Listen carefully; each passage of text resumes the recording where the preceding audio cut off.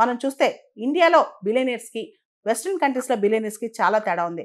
Western కంట్రీస్లో మనం చూస్తే కనుక బిలియనీర్స్ వారెన్ బఫెట్ కావచ్చు, లేకపోతే మార్క్ జూకర్బర్గ్ కావచ్చు, స్టీవ్ జాబ్స్ వాళ్ళ వైఫ్ కావచ్చు, ఇప్పుడు బిల్ గేట్స్ కావచ్చు, వీళ్ళందరూ కూడా వాళ్ళ సంపదలో సింహభాగం అంటే మెజారిటీ ఆఫ్ ద మనీ ఫిలాంథ్రపీకి, ముఖ్యంగా ప్రపంచంలో ఏ మూలున్నా వాళ్ళకి ముక్కు ముఖం తెలియకపోయినా వాళ్ళ ఆఫ్రికా ఖండంలో ఉన్న చిన్నపిల్లల ఆరోగ్యం కోసం కానీ, తల్లుల ఆరోగ్యం కోసం కానీ ఇలా గొప్ప గొప్ప వాళ్ళు అమెరికాలో బిల్ గేట్స్ లాంటి వాళ్ళు ఖర్చు పెడుతున్నారనమాట. వాళ్ళ వెల్త్లో ప్రధాన భాగం వాళ్ళకే ఇస్తున్నారు. మనం చూస్తే భారతదేశంలో టాటాస్ ఎవరైతే ఉన్నారో వాళ్ళు గొప్ప ఫిలాంథ్రపిస్టులు. 70% వాళ్ళ వెల్త్ కూడా ఇలా ఫిలాంథ్రపిక్ యాక్టివిటీస్కి వెళ్తూ ఉంటుంది అనమాట. వెస్టర్న్ బిలియనీర్స్కి ఇండియన్ బిలియనీర్స్కి చాలా తేడా ఉంది. ఇండియన్ బిలియనీర్స్ ఎవరైతే వేల లక్షల కోట్లు ఉంటాయో వాళ్ళందరూ కూడా వాళ్ళ పిల్లలు వారసులుగా ప్రకటిస్తారనమాట.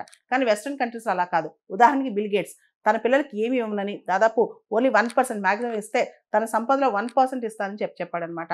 ఇండియాలో చూస్తే కనుక తాతలు తండ్రులు ఆస్తులు సంపాదిస్తే వాటి కోసం వాళ్ళని చంపేసే పిల్లలు కూడా ఉన్నారు. ఆస్తులు ఎక్స్పెక్ట్ చేసే పిల్లలు ఉన్నారు. తల్లిదండ్రులు కూడా వాళ్ళకి మాత్రమే చెందాలని ఆలోచించే తల్లిదండ్రులు ఉన్నారు.